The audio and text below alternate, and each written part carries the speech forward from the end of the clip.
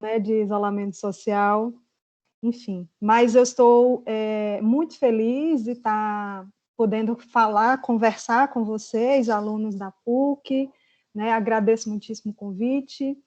E eu vou começar a minha fala fazendo um pouco, falando um pouco dessa minha trajetória para chegar no tema da Covid-19, né?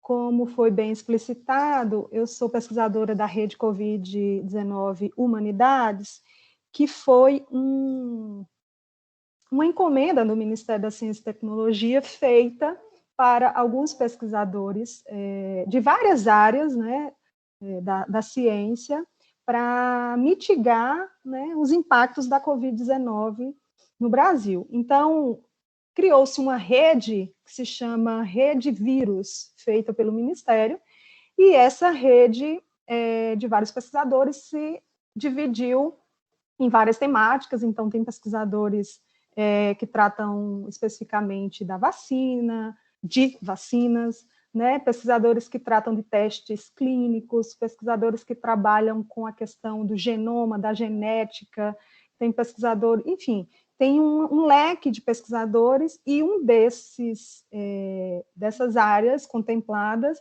foi as ciências humanas e sociais, que a gente recebeu com muita alegria, porque, vindo do Ministério da Ciência e Tecnologia, geralmente as ciências humanas ficam um pouco de lado, né, nessas questões mais, digamos, biomédicas.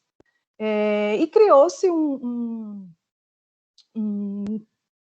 uma rede de pesquisadores das humanidades, né, que foi constituída com esse nome, Rede Covid-19 Humanidades. Né? Então, é um projeto financiado, encomendado pelo Ministério da Ciência e Tecnologia, financiado pela Afinep, né, e que abarca mais de 10 instituições no Brasil. Então, Fiocruz, o FRJ, Federal do Rio Grande do Sul, Federal do Rio Grande do Norte, Paraíba, USP, enfim, são instituições que estão compondo, pesquisadores dessas instituições que estão compondo essa rede, né, geralmente, grande parte de pesquisadores da área da antropologia, das ciências sociais como um todo, e da história, né? Então, como eu tenho um caminho, né, dentro da história, minha graduação, meu mestrado, meu doutorado na área de história, mais na área de história da ciência, né?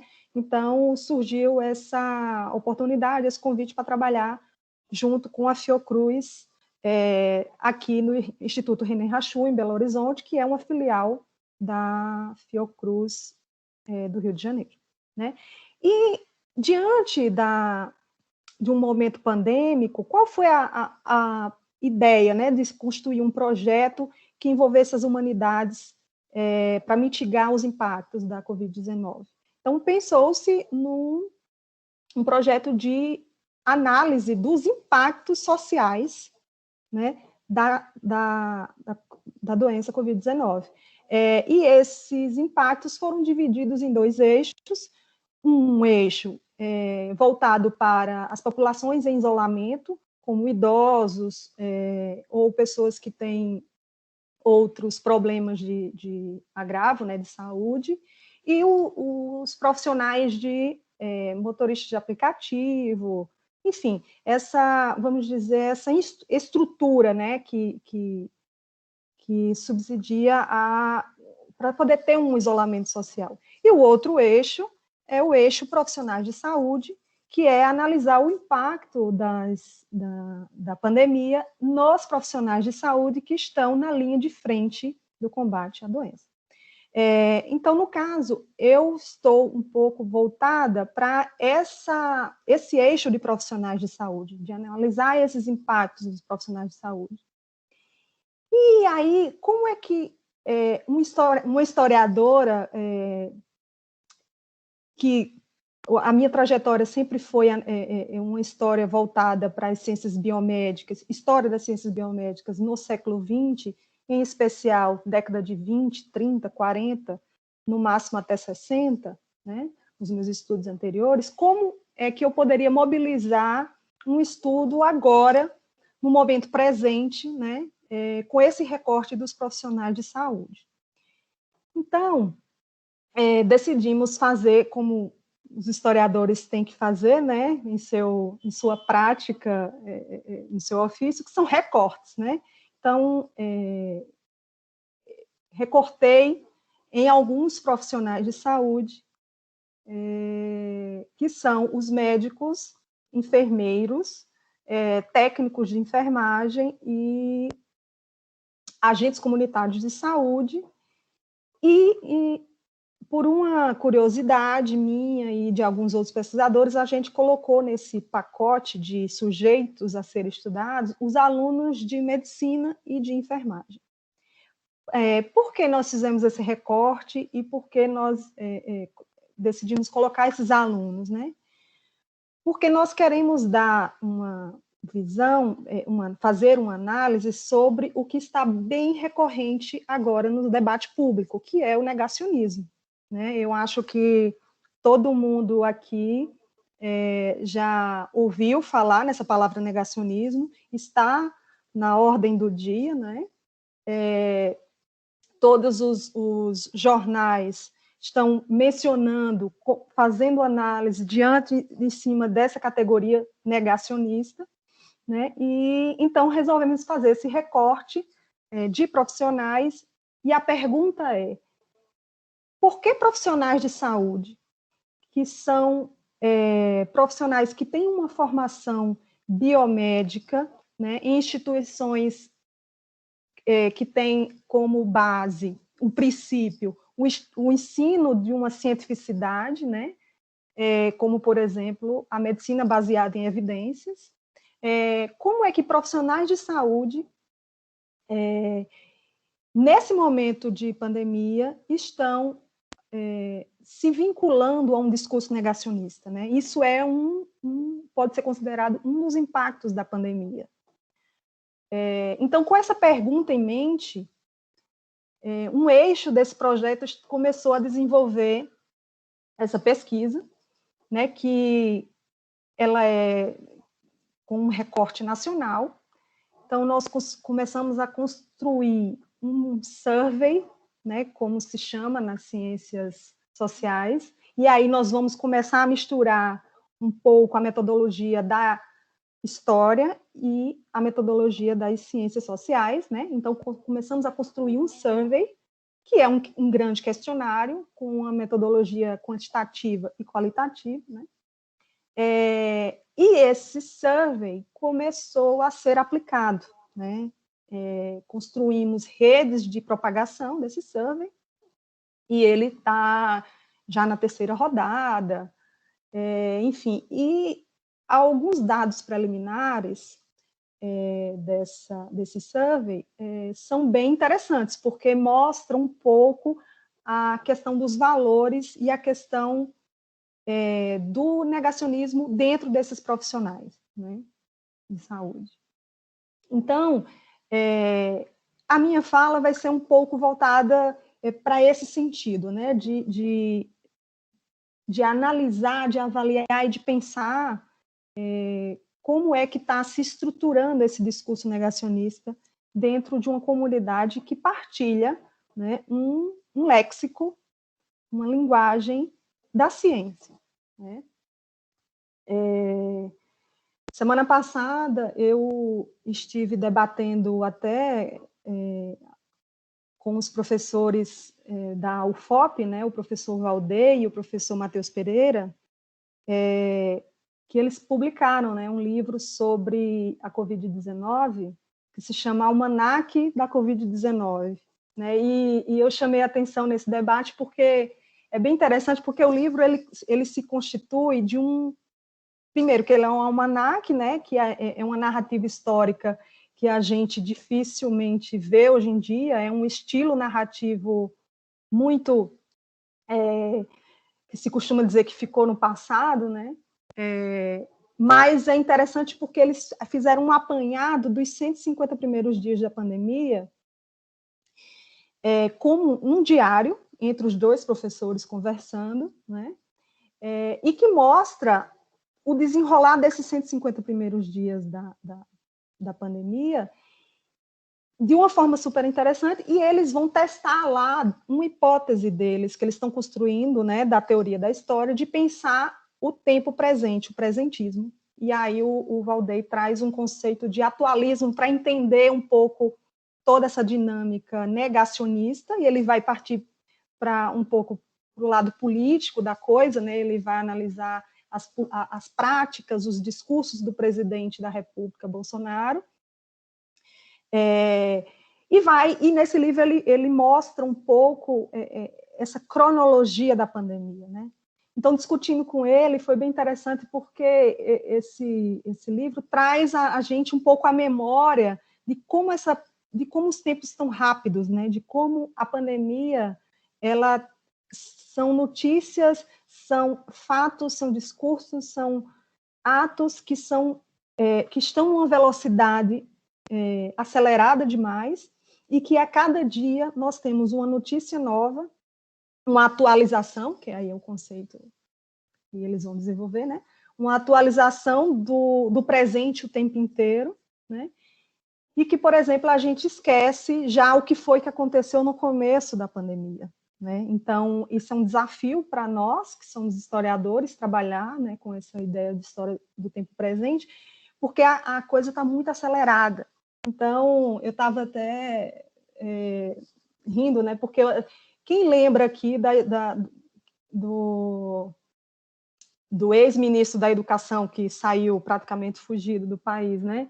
É uma coisa que aconteceu há meses atrás, mas que já caiu um pouco no esquecimento diante da avalanche de fatos que vem acontecendo, né? Então, esse almanaque que os professores da UFOP constroem é interessante porque ele virou até uma fonte, né, de você ir lá,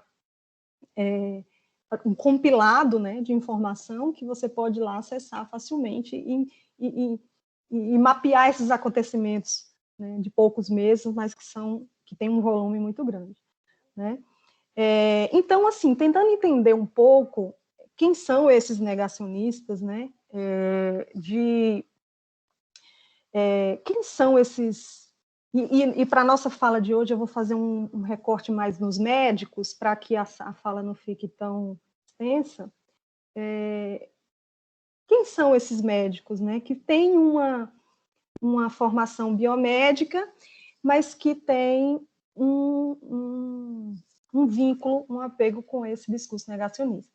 Então, para começar, eu elenquei algumas controvérsias que foram para a ordem do dia, para a arena pública, né, nesses últimos meses, que são algumas controvérsias científicas, mas que são controvérsias importantes para a gente entender esses profissionais. A primeira controvérsia, ela surge no começo da pandemia. É a controvérsia se é uma gripe, se é uma doença grave ou não, né? Se é uma gripezinha ou não. Isso, primeiro, foi um longo debate, né? Claro que as instituições científicas fizeram os primeiros alardes, né? As primeiras comunicações de que existia uma doença em alto potencial desde o final do ano passado, né? Final de 2019 e no começo de 2020. E os médicos já tinham, os profissionais, dirigentes de órgãos de saúde pública de vários países já tinham essa dimensão do que estava por vir, né? Já tinham um alarde. Então, muitos médicos, neste momento do início da pandemia do ano de 2020, tiveram essa dúvida, entraram nessa discussão, nessa grande controvérsia que foi se era ou não grave, né? A segunda controvérsia veio diante do isolamento, né? Do isolamento social, porque o isolamento não é um simples ato de você confinar pessoas aleatórias dentro de casa, né? Existe todo um estudo que é dentro da epidemiologia, né, e de outras áreas científicas, que mostram a necessidade do isolamento social. Se é um isolamento social horizontal, vertical, enfim, tudo isso faz parte de um mosaico que entra vários saberes, né, o saber biomédico e as questões sociais, culturais, políticas, que envolvem, né, uma decisão técnica. Né? E a história está, nesse ponto do isolamento social, a história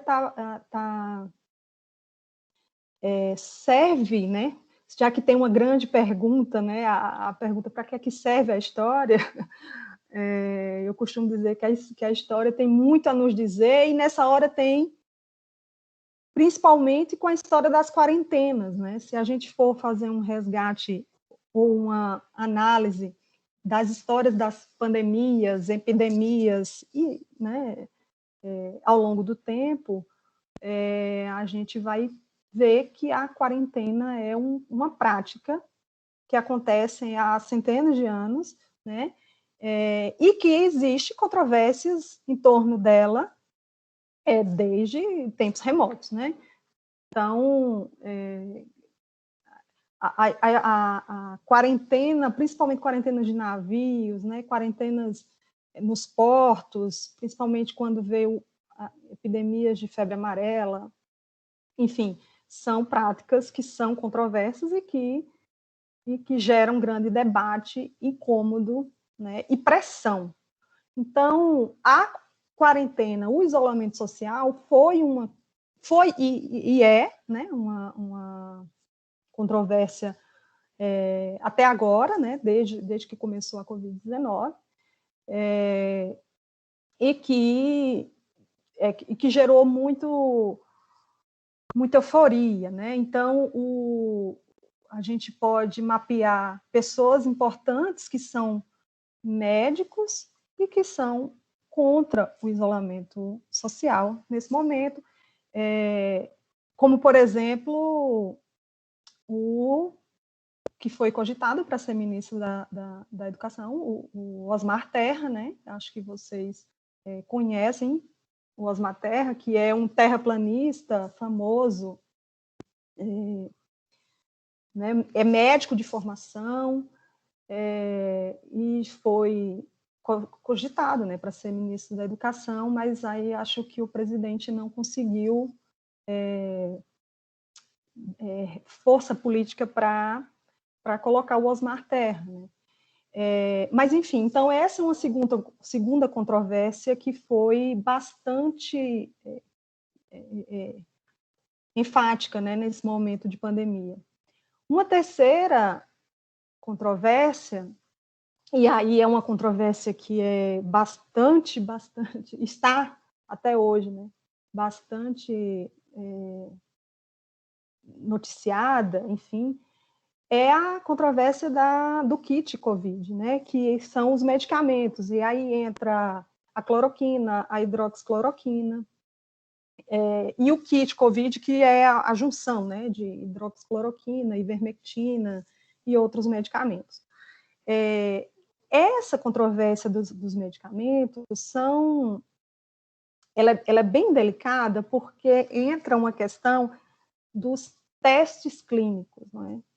E os testes clínicos são, enfim, como reza a cartilha científica, ela precisa ser feita em várias fases, e vários lugares do mundo começaram a fazer os testes clínicos e houve uma rejeição da comunidade científica para uso desse medicamento, inicialmente, né? E no Brasil, esse movimento essa controvérsia da hidroxicloroquina, da Covid, do kit Covid, ela perdurou mais tempo por vários critérios, né? Por várias questões políticas, enfim.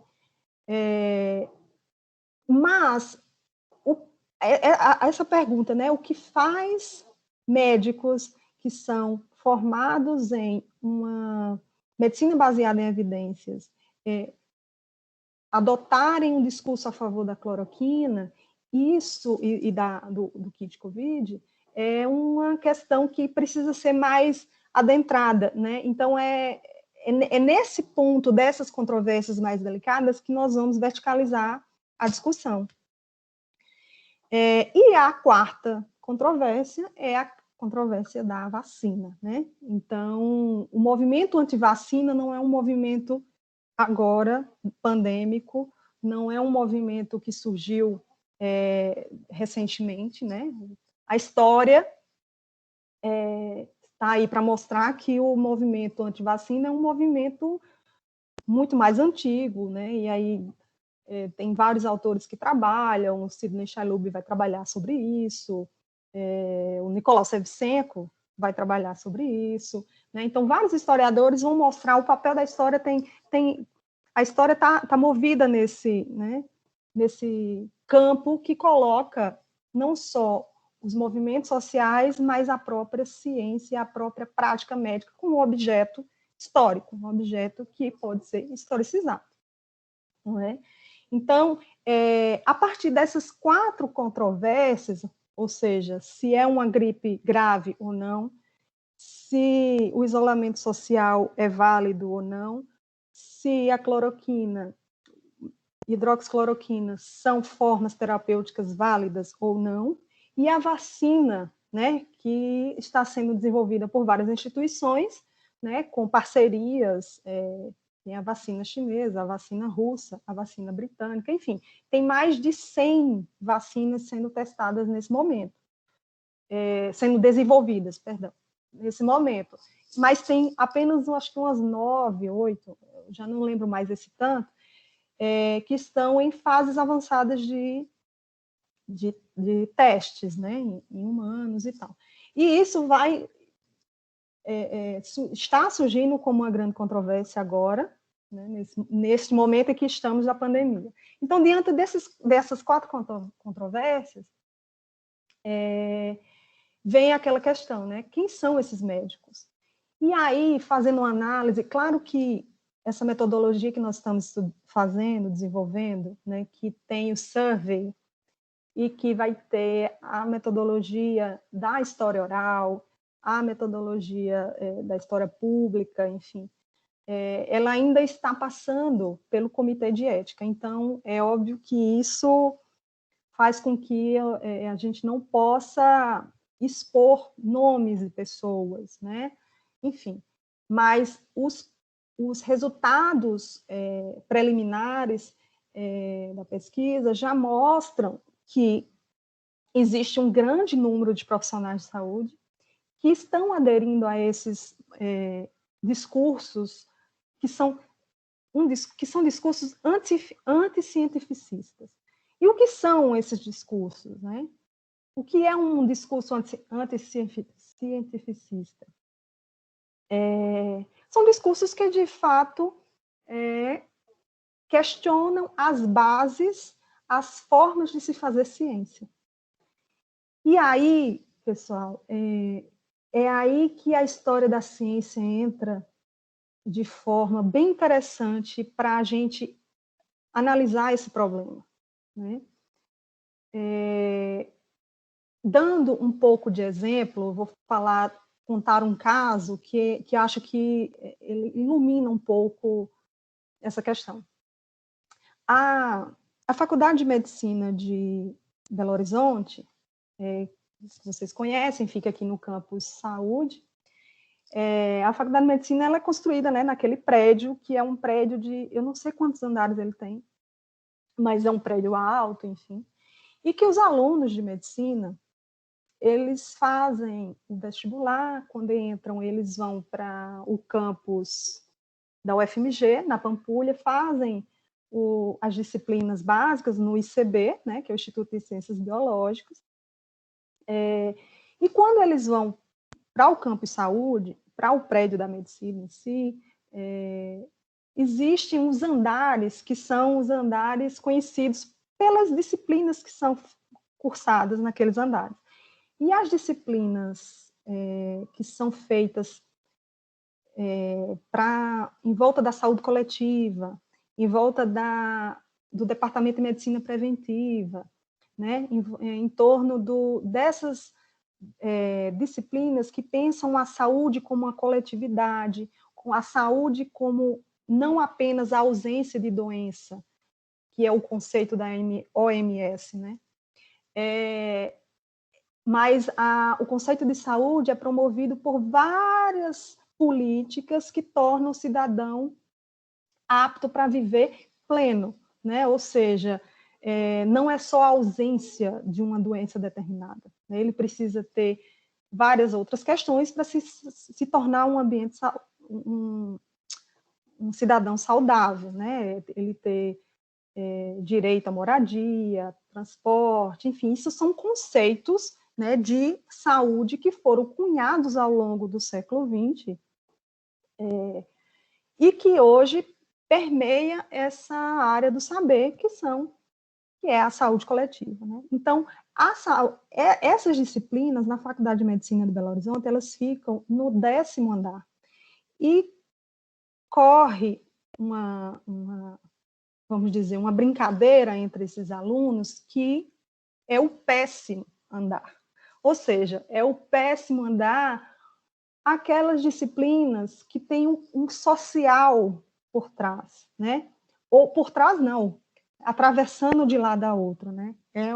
São disciplinas que mexem com coletividade, são áreas do saber que se pensa a alteridade, que se pensa questões particulares, antropológicas, sociológicas, né, das formas de adoecer, né? Então, com base nessa brincadeira, eu trago esse exemplo para vocês perceberem como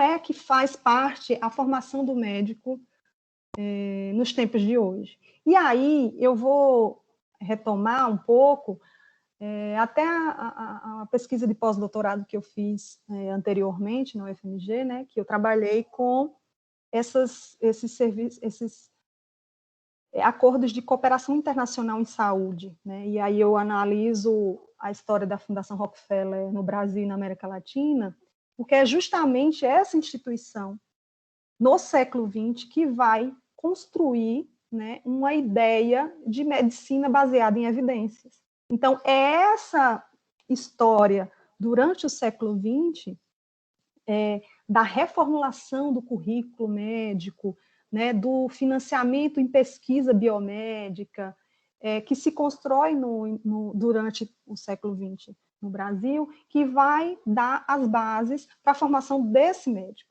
né? Então, é importante a gente entender qual é a formação desse médico, né, para montar esse mosaico de hipóteses sobre o negacionismo no presente, né?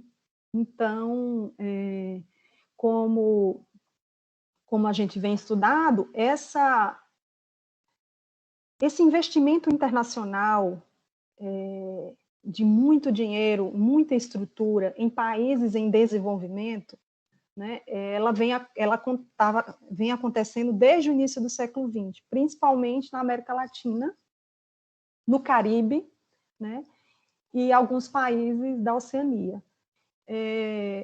A Fundação Rockefeller é uma instituição filantrópica, né, que veio da família Rockefeller, que foi a família mais rica do mundo no final do século XIX, início do século XX, com uma fortuna que vem do extrativismo, né, e da questão do petróleo. Eu acho que alguns de vocês devem saber, né, um pouco mais dessa história desses grandes magnatas da virada do século XIX para o século XX, mas que são empresas como a Fundação Rockefeller ou a Fundação Carnegie, a Fundação Kellogg, né, que são instituições filantrópicas norte-americanas, que criaram suas fundações para, digamos, espalhar o bem-estar pelo mundo, né, como eles falam. Mas, na verdade, todo esse processo tem um porquê e um para quê, né? Todo esse processo de financiamento tem uma intenção. E muito se discutiu qual é a intenção da Fundação Rockefeller em financiar práticas, campanhas de saúde pública em países em desenvolvimento, como financiar o desenvolvimento de comunidades científicas nesses países. No meu doutorado, eu tive a oportunidade de estudar as campanhas sanitárias que a Rockefeller financiou no Nordeste, no Brasil, especialmente na Paraíba, com a campanha de combate à febre amarela, né? E no pós-doutorado eu estudei, eu dei um pulo, um salto no tempo e estudei justamente o financiamento da comunidade científica em Minas Gerais, né? O financiamento da Fundação Rockefeller na Faculdade de Medicina daqui de Belo Horizonte. E é interessante porque, assim, a Fundação Rockefeller ela vem para o Brasil com o intuito de fazer o ensino médico se modernizar, e se modernizar, leia-se, constituir comunidades científicas que trabalhem em rede e que trabalhem com base no laboratório, ou seja, é a ideia da ciência como prova, né? Que é toda aquela ideia da ciência moderna, né? Enfim, a ciência como prova. E a intenção da Fundação Rockefeller, nesse momento, que foi o pós-guerra, o pós-segunda guerra, é de desviar um pouco a matriz que influencia as instituições médicas brasileiras. Ou seja, a matriz que antes, era uma matriz francesa, né, de um pensamento clínico, onde os médicos tinham o pensamento voltado para a análise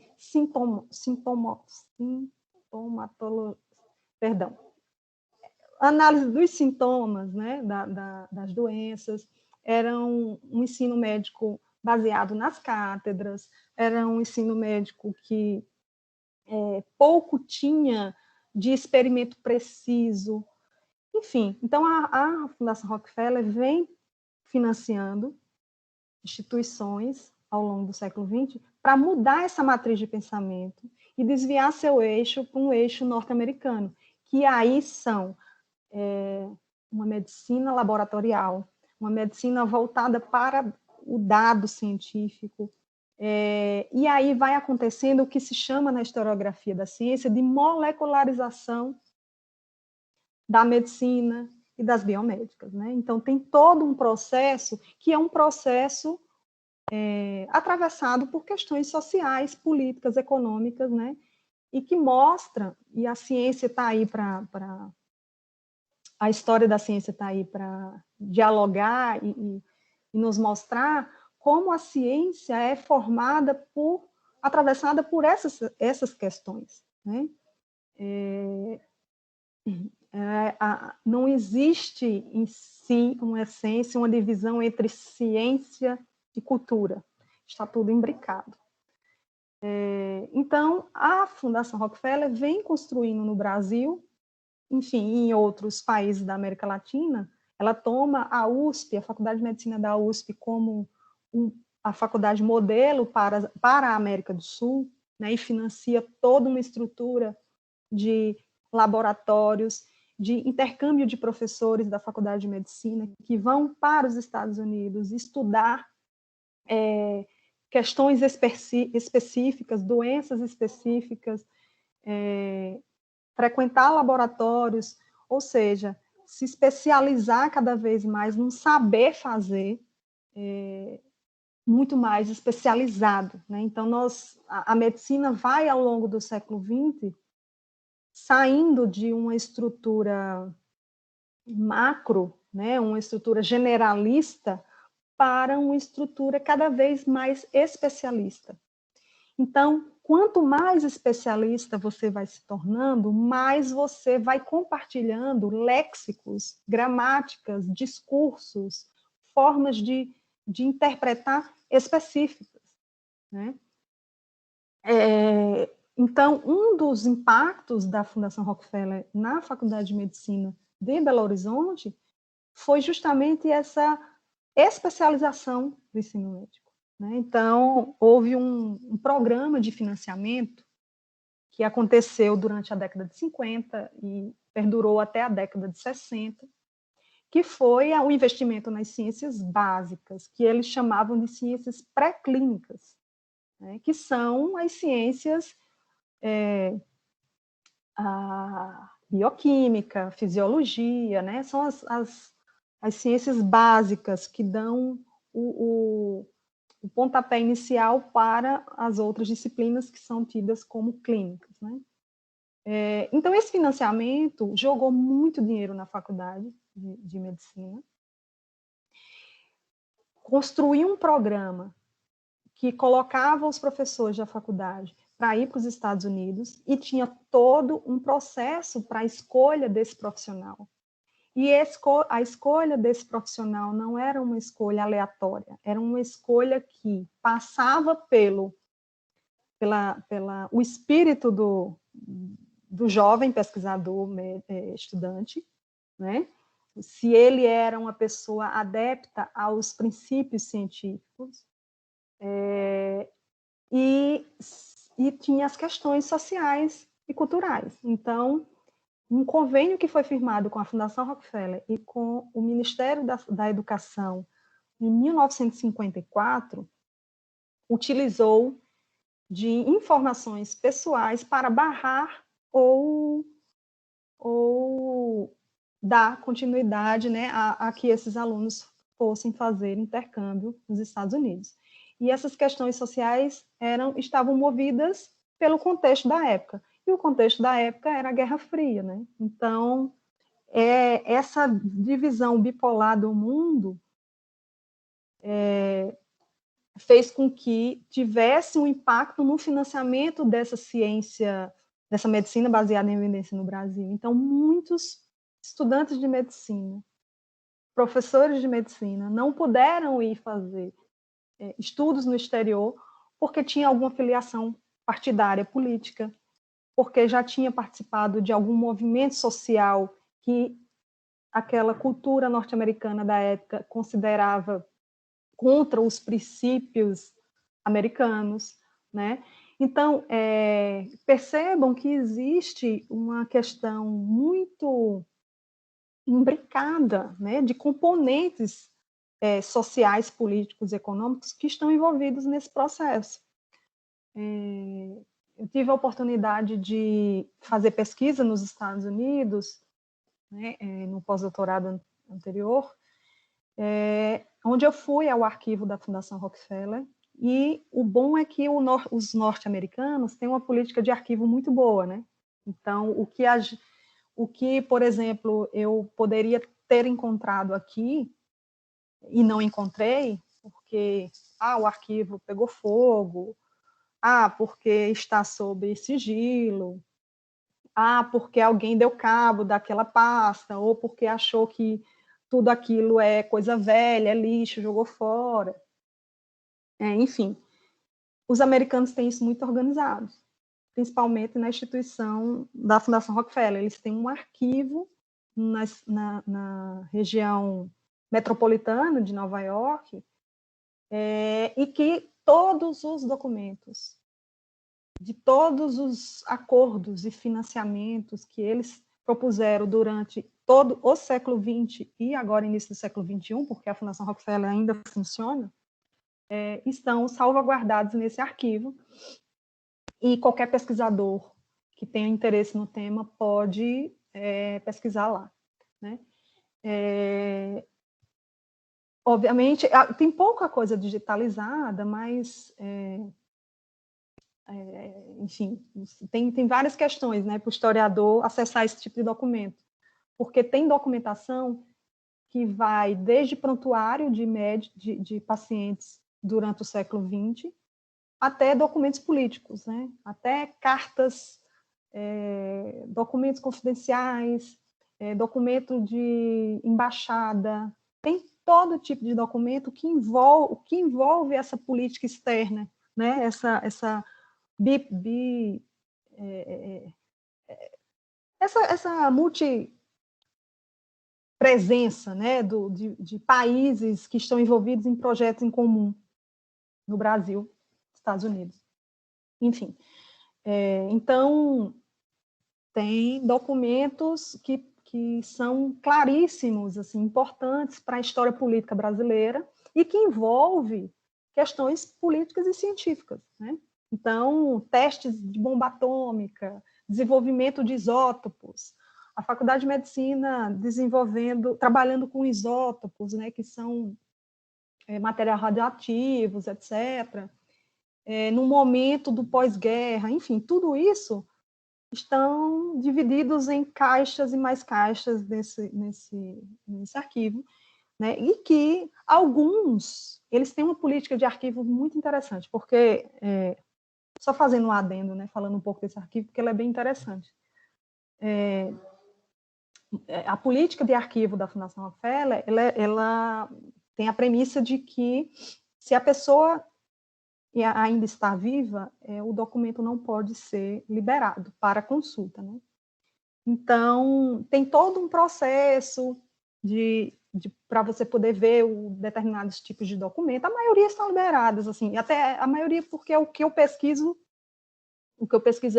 está muito mais distante no tempo, né, do que o presente, mas tem documentos interessantes sobre a questão do golpe militar de 64, enfim, porque esses profissionais da Fundação Rockefeller estavam ativos no Brasil, né? Então, eu tive a oportunidade de ver um diário de um médico, né, que era o coordenador de um programa desse de acordo de intercâmbio, que ele narra com bastante detalhe a morte de Getúlio Vargas, o desaparecimento de Denise Teixeira, né? Todo esse movimento que vai acontecendo, ele, num diário que tem lá suas 1000 páginas, ele vai narrando aos poucos o que está acontecendo no Brasil. Bem interessante. É um médico que se chama Robert Watson, né, que ele foi um dos caras mais importantes na implementação dessa ideia de medicina baseada em evidências no Brasil. Então, achados dessa pesquisa são interessantes, porque, por exemplo, não se sabia até então que a Fundação Rockefeller teve direito a veto de pesquisadores para ir para o exterior, de receber bolsas da CAPES por serem comunistas ou não, né? Isso é um documento que, enfim, foi achado. O Gilberto Rockman, que é um pesquisador da Fiocruz do Rio de Janeiro, né, está trabalhando sobre esse Roberto Watson, que é um personagem super interessante, e eu estou mexendo com ele também, voltado para outras dinâmicas históricas, né? Então, nesse momento do pós-Segunda Guerra Mundial, que a Fundação Rockefeller vem para o Brasil, implementa esse financiamento, ele interfere na política departamental das universidades, né? A Fundação Rockefeller vai contratar personagens dentro das faculdades de medicina do Brasil para auxiliá-lo em consultorias. Então, entra o nome de um grande médico brasileiro que se chama Hernani Braga, que foi um dos principais médicos de saúde pública no Brasil, mas que estava alinhado, os documentos nos mostram isso, alinhado aos norte-americanos nesse sentido, e constrói uma rede de profissionais que criam um sistema de informação, uma rede de informação, né? Usando um pouco o linguajar do professor Rodrigo Pato, uma rede vermelha de informação, né? Agindo com os médicos para que entreguem os coleguinhas, né? Então, esse tipo de prática está bem documentada no arquivo da Fundação Rockefeller, e dialoga bastante com os escritos do Rodrigo Pato, quando ele escreve aquele livro, né, A Ditadura Militar e as Universidades, né, porque mostra personagens que estão atuando em outras áreas, do governo brasileiro naquela época, estão atuando também dentro de uma reforma curricular em escolas médicas na América Latina, que vem implementar uma medicina baseada em evidências para descolar o médico de questões sociais mais urgentes. O que isso quer dizer na prática? Quer dizer na prática que o médico que trabalha com parasitologia, por exemplo, que vai estudar doenças parasitológicas, doenças endêmicas, e são doenças que são provocadas principalmente pelo movimento de imigração, pela questão da terra, envolve uma discussão que está dentro do escopo da sociologia, né, que são questões sobre a posse da terra, a exploração do homem do campo. Enfim, um médico que vai para o campo é um médico que tem mais, vamos dizer, capacidade de enxergar e ver, né, a realidade daquele campo. Então, a medicina ela vai se tornando mais especializada, laboratorial, e vai retirando esse profissional do campo, né? E o profissional vai se tornando um profissional muito mais laboratorial e muito menos... É aquela discussão na história da medicina que fala que é a separação entre médico e paciente, né? Isso não quer dizer, pessoal, que a intenção da Fundação Rockefeller era maquiavélica, no sentido de construir uma epistemologia médica para que o médico não visse o que acontece no campo. Não é isso. São coisas que vão sendo construídas, desenvolvidas ao longo do tempo, mas que eles se cruzam, né? Então, o contexto da época diz muito. A Fundação Rockefeller, na década de 50, teve um grande problema, digamos, político no próprio país, né? Eu não sei se vocês lembram, mas a década de 50 foi a década do macartismo, né? Aquele senador norte-americano que instaura um processo contra os comunistas nos Estados Unidos, não só comunistas no sentido político, mas qualquer pessoa que tivesse uma atitude considerada anti-americana. E o que é o anti-americano na década de 50? São práticas que vão, por exemplo, se você apoia ou não a segregação racial. Isso já é uma prática. Se você apoiar, se você, na verdade, for contra a segregação, você está sendo anti-americano. Então, tem um sentido nesse momento da década de 50, um outro sentido ser anti-americano na década de 50, né? Então, o que o macartismo faz? Ele chama para depoimento no no Senado americano, toda a instituição que financiou ciência dentro e fora dos Estados Unidos, com a acusação de que essas fundações estavam financiando comunistas, né? Ou pessoas com práticas anti-americanas. E a Rockefeller ela foi obrigada, numa sabatina dessas do Senado, a prestar contas de toda o seu financiamento ao longo de sua história, ou seja, ela foi criada em 1913 e de 13 a década de 50, a 1953, ela teve que prestar contas de todos os cientistas, instituições e profissionais que ela financiou no mundo. E a Rockefeller, nessa época, financiava até a medicina em Pequim, criou uma escola de medicina nos 4 cantos do mundo, né? Eu acho que a Rockefeller, se não me engano, ela atuou em todos os continentes do planeta. Então, enfim, a Rockefeller foi obrigada a fazer esse escrutínio público, né?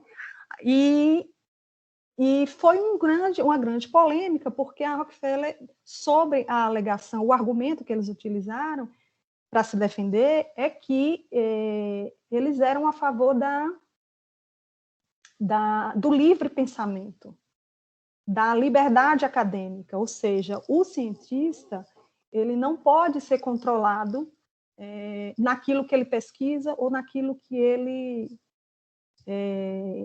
enfim, aonde o dinheiro vai ser alocado, se para determinada tema ou determinada pessoa, né? Então, tem que ter um quesito, digamos, neutro, como se a neutralidade existisse, né? Mas, assim, é um componente neutro que dê liberdade ao cientista de praticar a atividade que ele julga ser necessária, né? Então, foi um grande debate no Senado norte-americano e que levou a consequência desse debate do movimento macartista na década de 50 foi a retirada da isonomia do imposto sobre instituições filantrópicas, ou seja, as instituições filantrópicas que não pagavam impostos até a década de 50, passou a pagar. Então, todo o financiamento que o Rockefeller fez depois do escrutínio no Senado foi taxado em impostos. O que muda muito o cenário de como financiar a ciência no mundo, né? Quando você começa a pagar imposto que dói no bolso, a coisa muda. E, a partir da década de 50, a Rockefeller colocou um quesito nas suas normas de financiamento, e a norma, o quesito era não ser declaradamente comunista.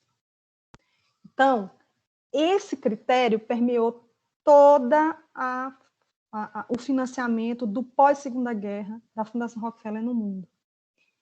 Vocês podem estar se perguntando, mas qual o impacto disso, né, numa faculdade de medicina de Belo Horizonte, ou numa faculdade de medicina em Ribeirão Preto?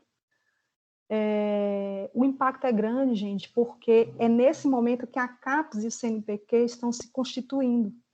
É no início da década de 50. A CAPES é criada em 51, o CNPq, mais ou menos no mesmo ano, né? O governo Vargas, que se inicia a política de ciência e tecnologia no Brasil, de forma oficial, sistemática, né? Então, só que, assim, o investimento da ciência brasileira nessa época, ela é pífia. Quem injeta dinheiro para o financiamento de ciência de alto padrão são instituições estrangeiras. Então, nessa combinação de dinheiro nacional com dinheiro estrangeiro que a ciência vai se formando no Brasil. É a combinação de dinheiro de instituições multilaterais, como a OMS, que é criada no pós-guerra, enfim, a Organização Pan-Americana, verbas de laboratórios privados, né? E aí a história da ciência vai mostrar, como vários escritos que a gente já desenvolveu, que vários pesquisadores da Faculdade de Medicina das faculdades de medicina do Brasil foram financiados por laboratórios europeus para desenvolver medicamentos, vacinas, enfim. Né? Então, é o público e o privado se misturando nesse momento. Então, vai acontecendo o que a gente chama de molecularização da medicina, porque ela vai se tornando cada vez mais molecular, porque você vai estudando cada vez mais coisas específicas, partindo do maior para o menor. Você vai laboratorizando todo o processo e chega a um nível que a especialização é tão grande que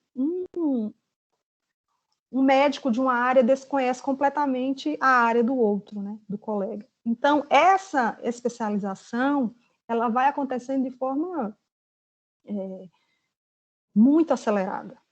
E, com a participação do mercado investindo dentro da formação do médico, vai acontecendo que a metodologia científica, a escolha do método, o desenvolvimento do método, a escolha do experimento, enfim, a criação de insumos, a importação de insumos, esse insumo e não aquele, o objeto epistêmico, que se vai, que vai desenvolver o experimento, tudo isso vai partir de escolhas e de escolhas que são voltadas para o mercado.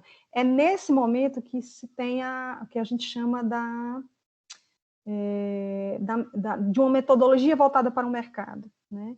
A Big Science do pós-guerra, da Segunda Guerra Mundial e o do pós-guerra vai transformar todo essa rede de pesquisadores, essa forma de fazer ciência, numa ciência voltada para o mercado, né? Então, tem toda aquela discussão que a história da ciência faz muito bem, que é de mostrar como o aparato militar científico construído pelos Estados Unidos, por países europeus, enfim, e até a indústria brasileira, nesse caso, que servia, né, como ela foi sendo transformada para um uso mais de mercado. Né? A guerra acaba e a gente precisa dar o pensamento é esse, né? Dar um destino para isso tudo e que esse destino volte para a sociedade em forma de bens e produtos. Então, toda essa transformação da medicina que vai acontecendo no século XX vai desembocar num profissional que é aquele profissional um pouco, na ausência de uma palavra melhor, um pouco deslocado com algo que seja mais coletivo. Isso não quer dizer que toda a formação é assim. Isso não quer dizer que todos os profissionais de saúde sejam assim. Até porque existe um contramovimento, né, nesse momento da metade do século XX para cá, que é o movimento da saúde coletiva. Né? Então, é um movimento de resposta, é um movimento que vai sair do higienismo do século XIX, vai passar pelo sanitarismo na década de 20, que vai se tornar na medicina preventiva na década de 30, 40, 50, e que de 60, década de 60 para cá, se transforma na discussão da saúde coletiva. Então, são transformações de se pensar a saúde pública ao longo do século. E isso não é mera mudança linguística ou léxica, né, no sentido da gramática, de você mudar a palavra que vai se transformando. É uma visão de mundo, é uma percepção de coletivo que vai se transformando. Porque a medicina preventiva era uma medicina que pensava apenas a prevenção, estava um pouco descolada do sentido moderno de saúde, que é esse conceito que a OMS vai cunhando no pós-Segunda Guerra, né? Que não é só a ausência de doença, é toda uma estrutura que faz o cidadão poder ter acesso à água potável, enfim, todas as estruturas dignas, né? E esse movimento de saúde coletiva, ela é tida como se fosse um movimento de esquerda, porque ela pensa o coletivo, enfim, tem um longo debate sobre isso. Então, esse entrave entre uma saúde coletiva, uma medicina social, enfim, ela vai entrar em conflito com essa medicina especializada, com essa medicina subespecializada, né? Com essa metodologia voltada para o mercado. Então, cada vez mais com essa ideia de pensar bens e produtos, né? Então, vem a ideia das balas mágicas. As balas mágicas são a ideia de que um remédio vai resolver um problema de saúde. Aquela bala, aquele comprimido, aquela aspirina, ou uma vacina, né? É uma ideia que a professora Ilana Lovi chama de high-tech, né? É uma solução high-tech para um problema que é social. Então, quando você vai pensar um problema de saúde como epidemia de malária,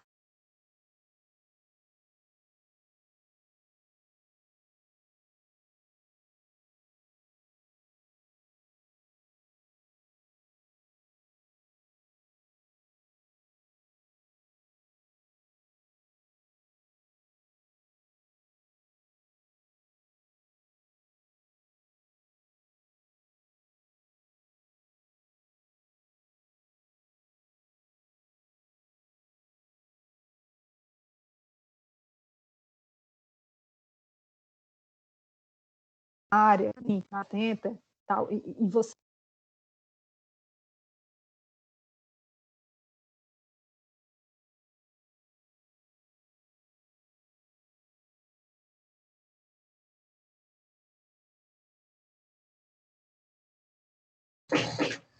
Paloma, você está me ouvindo?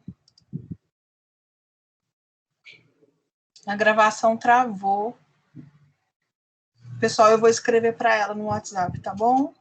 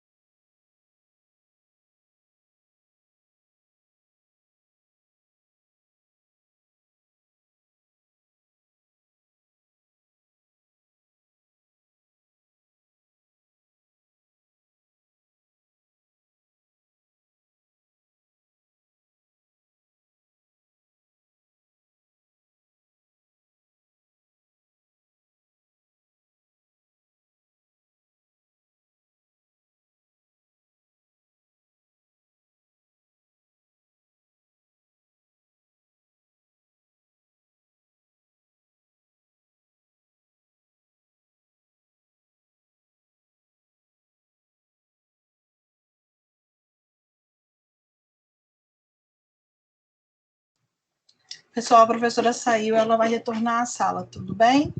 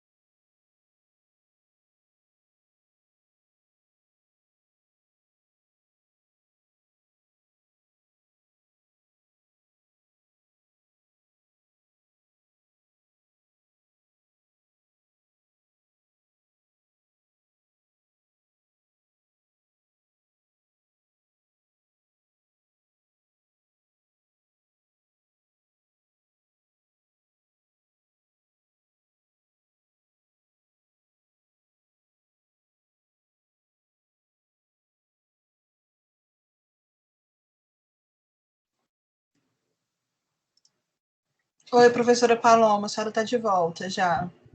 Oi, pessoal, desculpe. Imagina, acontece, não se preocupe. Então, retomando um pouco, então, eu estava falando dessa concepção de ciência especializada que foi sendo construída no século XX, e aí eu já vou chegar na Covid-19, tá? Essa formação que foi sendo hiper especializada, né, no século XX, ela vai desencadear nesse profissional um pouco descolado, que foi a palavra que me veio na cabeça agora, né, mas que eu não consegui ainda achar uma palavra melhor. Mas ele é um profissional, enfim, que ele já entra no curso de medicina já moldado por essa cultura, eu vou chamar de cultura histórica, mas, enfim, é um termo provisório, tá? É um conceito provisório. Ele é formado nessa cultura histórica e já entra no curso da medicina já pensando ser um profissional liberal voltado extremamente para o mercado, e aí políticas públicas, políticas educacionais que foram sendo efetivadas durante vários governos democráticos, vai forçando um pouco que esse aluno faça experiências coletivas, ele vai obrigado a fazer um determinado internato, né, o que se chama de internato rural. Então, assim, mas é uma corrida tecnológica que ela não ela é conflituosa, ela conversa, mas ela afasta e aproxima ao mesmo tempo, né? Então, é algo complicado, porque, assim, essa medicina da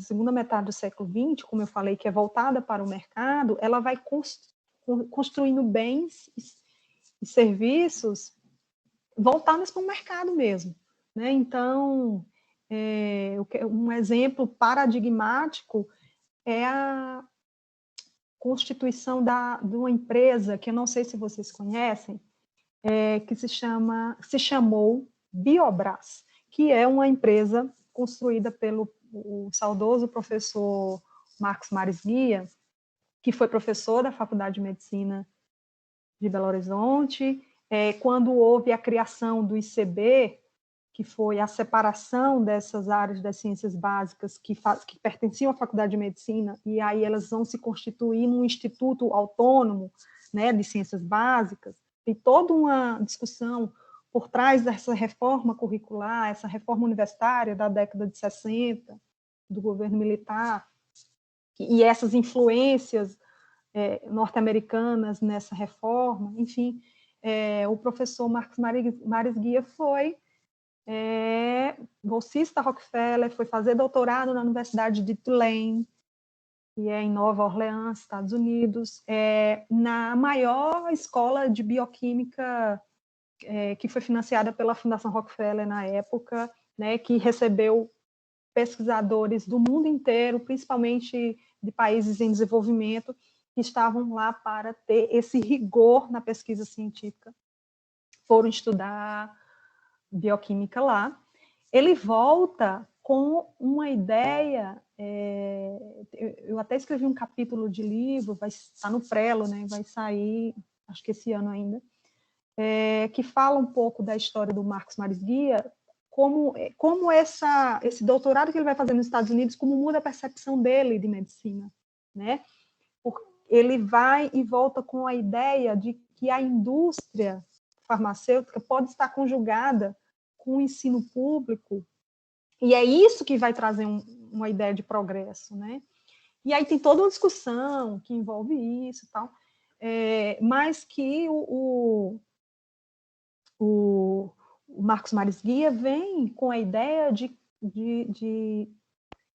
produzir um bem, né? um bem para o mercado, que partiu de uma falta de insumo e tal. Então, ele cria uma enzima. uma enzima a partir de porcos, e depois ele consegue criar uma enzima, que é a insulina sintética, para quem tem problema de diabetes, hoje sabe muito bem, né? Ele cria a insulina humana, sintética, para humanos, enfim. Então, esse desenvolvimento foi feito com dinheiro da Fundação Rockefeller, construção de um laboratório dentro da UFMG, enfim, que ele vai dando os passos iniciais e vai misturando o público-privado dentro dessa conformação de uma ciência e tecnologia. Entendem que o produto tecnológico, ele vai científico, a pesquisa básica,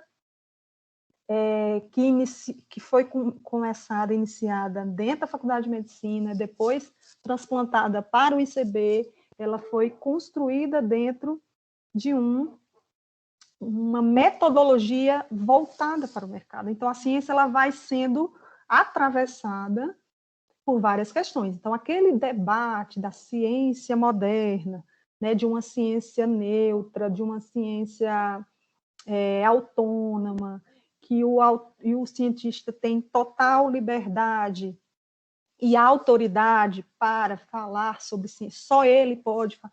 Então, assim, ela vai se constituindo e transformando ao longo do século XX, né?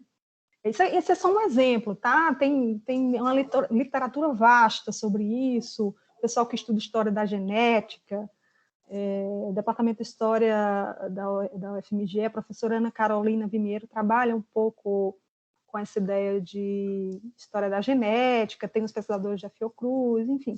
Tem uma literatura internacional também muito vasta sobre isso, né, que é a produção desses bens científicos.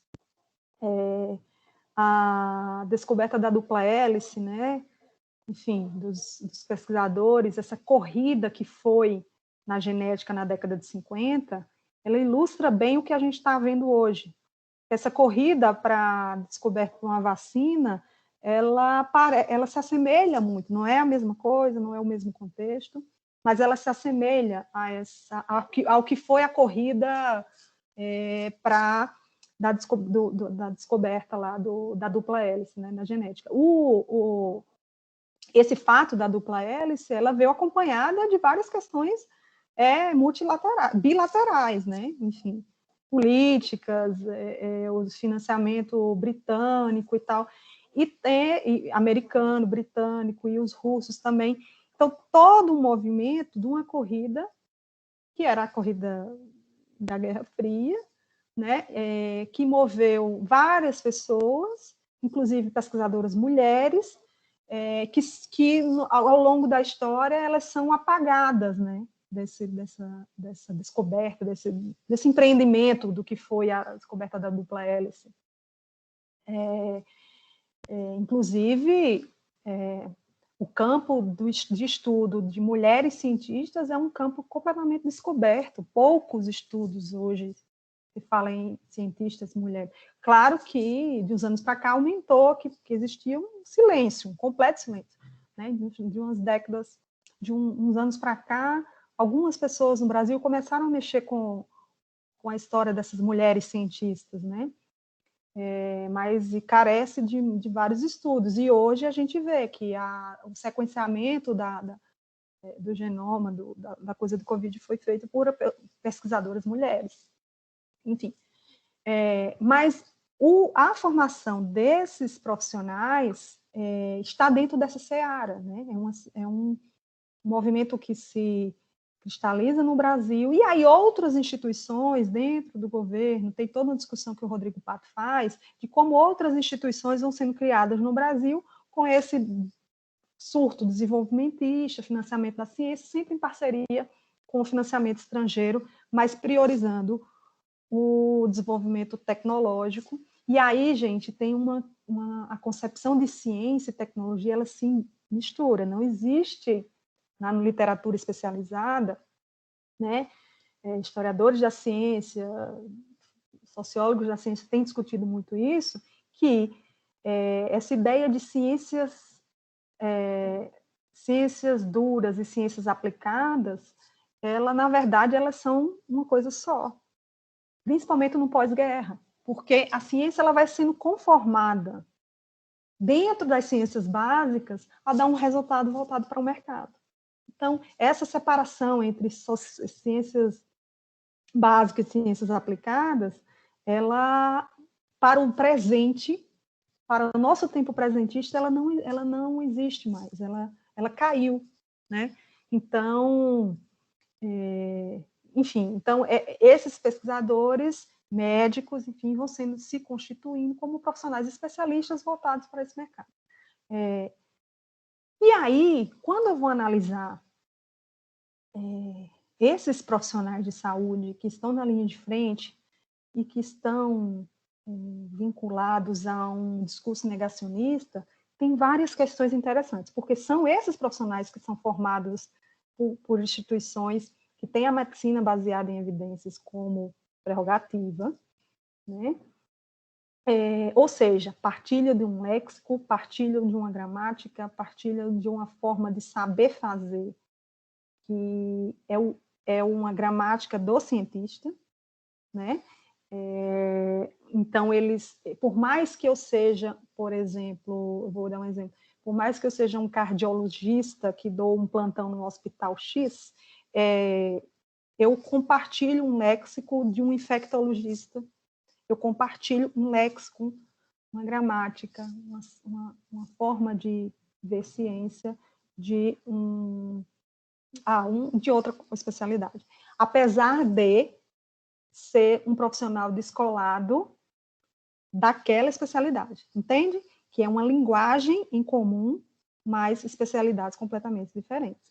Então, quando o médico vai se tornando cada vez mais especialista no seu tema, mas surge uma doença nova, que não se sabe qual o impacto que ela vai ter, qual é o mecanismo que esse patógeno vai percorrer dentro do organismo, o que é que vai causar, o que é que está causando, se ela é doença respiratória, se ela é doença imunológica, enfim. Esse médico que não é dessa especialidade, ele partilha só o léxico. Então, o que é que faz esse médico não especialista naquilo, dessa doença, compartilhar algo que o outro especialista está falando? Primeiro, que é a questão da autoridade científica, né? Já que eles partilham um léxico. Então, é mais fácil. E aí eu vou trabalhar com duas hipóteses. Três hipóteses para fazer essa análise. Primeiro que esse movimento de especialização, uma medicina baseada em evidências, construiu algo que a gente chama de corporativismo, né? Quem nunca já ouviu falar no corporativismo médico, né? Que é tão famoso, como uma classe muito mais unida, como uma classe que o médico vai ser sempre pelo médico, né? Existe esse linguajar no senso comum, né? Mas esse corporativismo, ele existe, e é um corporativismo que ele está ligado a isso que eu estou falando, que é a partilhar o mesmo léxico, certo? Não necessariamente de ser pessoas de mesmas especialidades. Uma segunda hipótese, que eu também estou trabalhando, são hipóteses que se conjugam, tá? Eles vão me ajudando a criar nesse mosaico, a criar uma interpretação para o que está acontecendo. Um corporativismo, e a segunda hipótese é como o conhecimento científico está sendo divulgado hoje em dia. E ele está sendo divulgado numa era extremamente tecnológica, numa época de velocidade, né, muito acelerada, dentro de uma esfera que o François Hartog chama de presentismo. São regimes de historicidade que concatena, engrena percepção de passado, presente e futuro. Como é isso, né? Como juntar o Hartog aqui nessa discussão?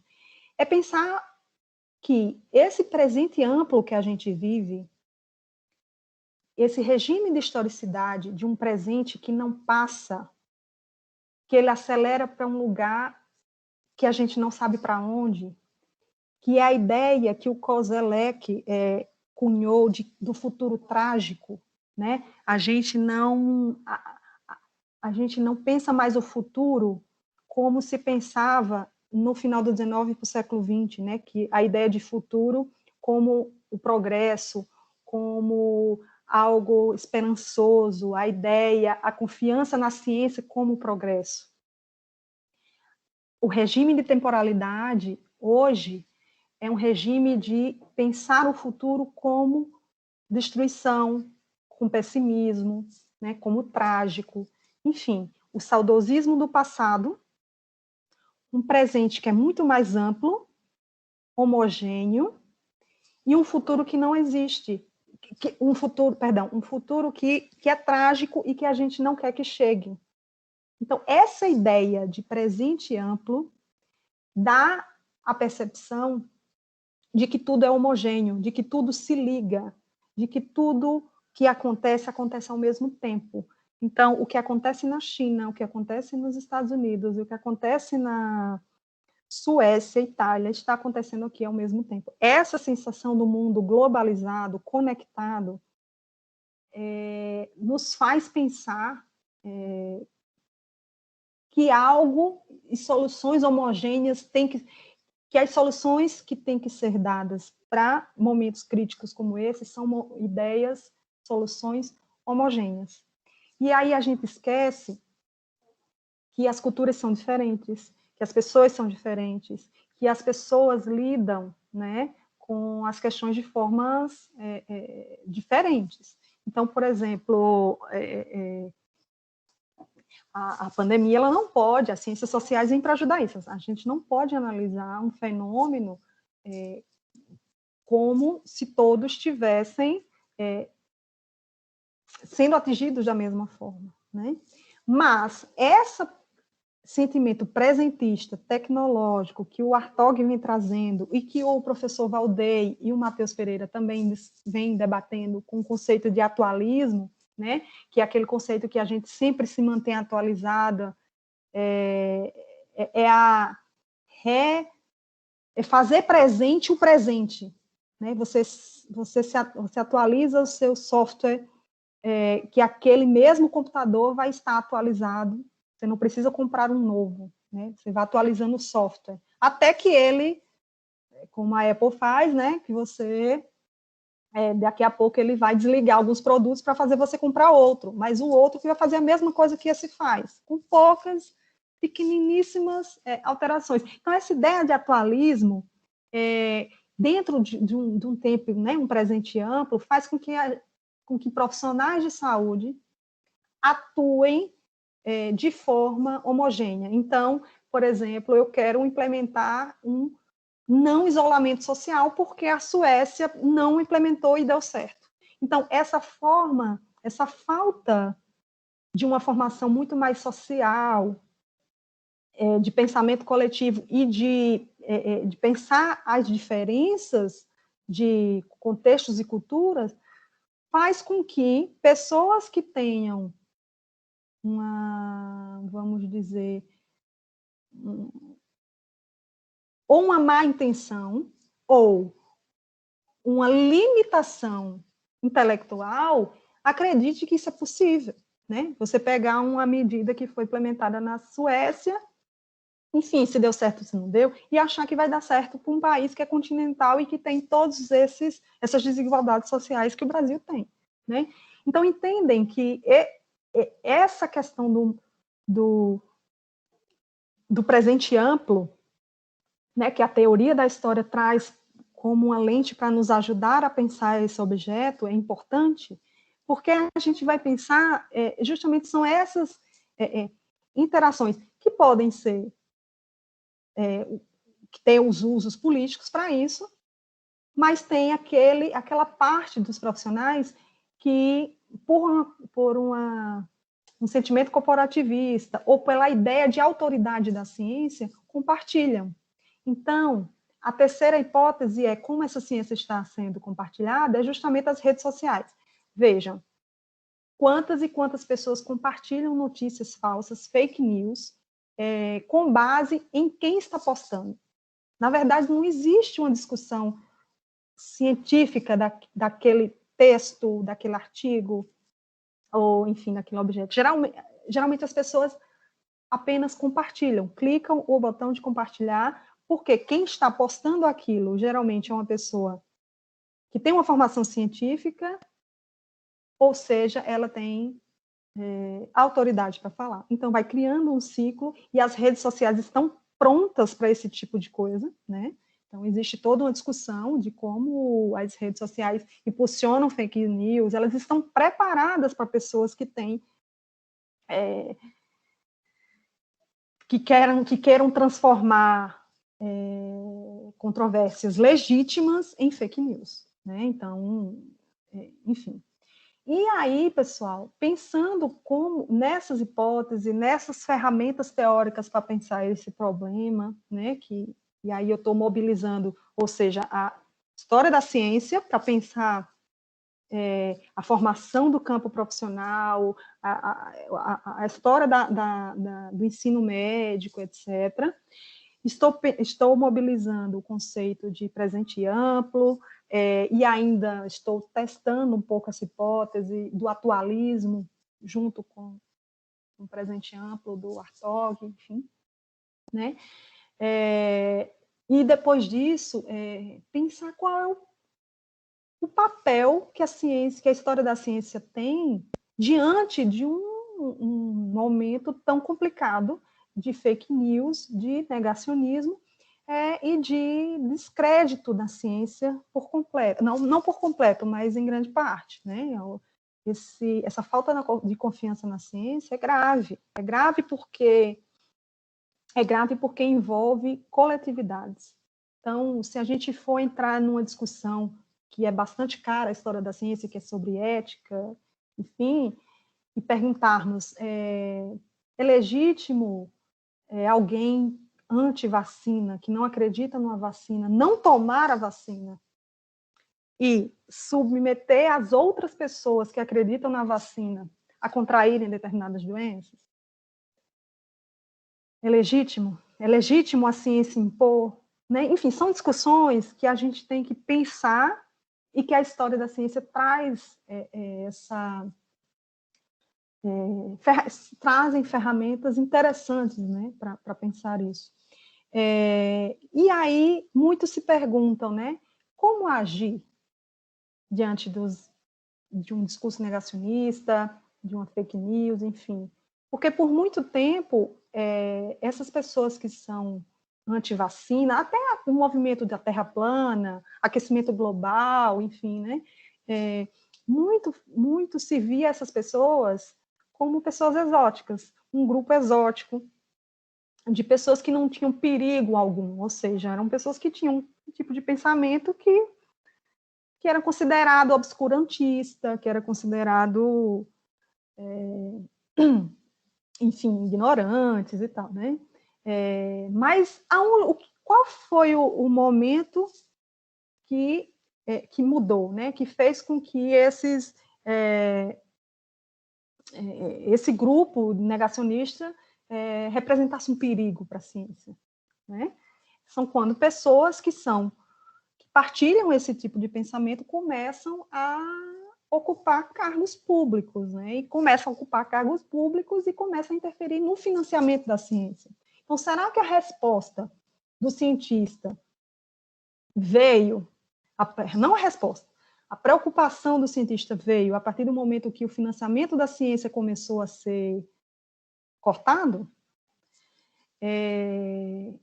Qual resposta dá, né? Então, será que a melhor resposta é reafirmar o lugar de autoridade da ciência ou problematizar o conhecimento científico, a forma de produção do conhecimento científico, né?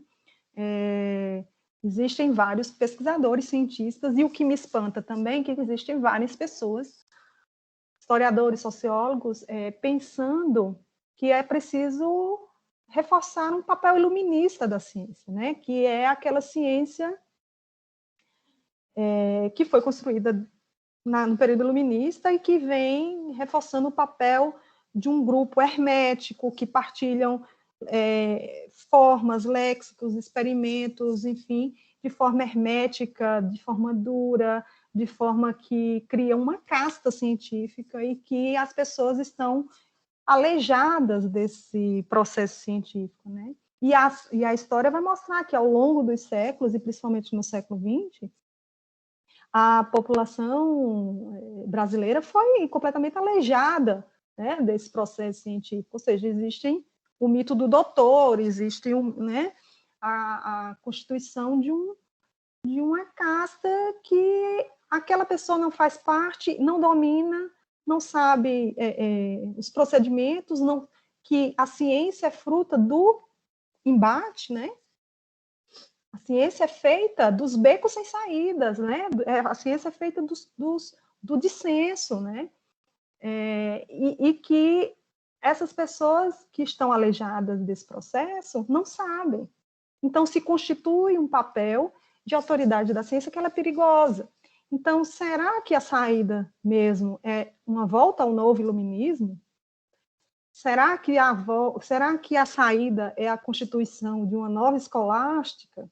Né? Então, assim, existe um grande debate sobre isso e os historiadores da ciência estão bem, digamos, debruçados nesse debate para mostrar que o processo de formação, de produção do conhecimento deve ser popularizado, ou seja, deve-se abrir essa caixa de Pandora da ciência e mostrar como é que o processo de ciência, de produção do conhecimento, ele é constituído, né? E a história da ciência está aí para nos ajudar. Então, eu termino a minha fala mostrando como o papel da história da ciência é interessante, é importante para se pensar uma pandemia de Covid-19, mas não só a pandemia, né? Pensar o processo da ciência como um todo. Eu agradeço novamente o convite e agradeço aos que conseguiram ficar até aqui ouvindo a minha fala. Estou aberta para questões, se for possível, e se houver tempo. Obrigada. Oi, professora Paloma, tudo bem? Nós que agradecemos.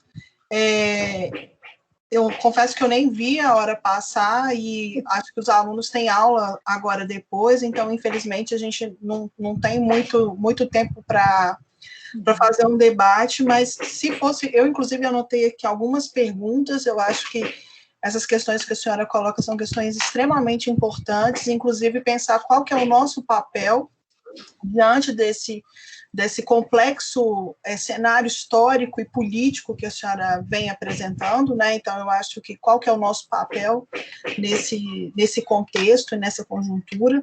E eu já gostaria de deixar um prévio convite para que em um seminário do curso, quem sabe a senhora volte a conversar conosco com um pouco mais de tempo, às vezes até numa oferta de minicurso, porque eu acho que é um tema extremamente latente, necessário, e que foge um pouco dos temas, entre aspas, eu não sei se eu uso a palavra tradicionais, porque ele é meio, um pouco perigoso, mas eu acho que ele desperta um olhar para temáticas que precisam também ser observadas por nós historiadores. Então, eu gostaria de agradecer imensamente, deixar esse breve convite, com certeza vamos entrar em contato, espero poder contar com a senhora novamente. Agradeço aos alunos também que ficaram conosco, se vocês tiverem algumas questões, se quiserem me passar, eu às vezes repasso para a professora, mas eu preciso realmente respeitar aí o horário de aula de vocês. Agradeço imensamente, muito, muito, muito obrigada, e a gente encerra por aqui. Obrigada, viu, professora? Obrigada, estou à disposição. Um abraço e boa noite a todos.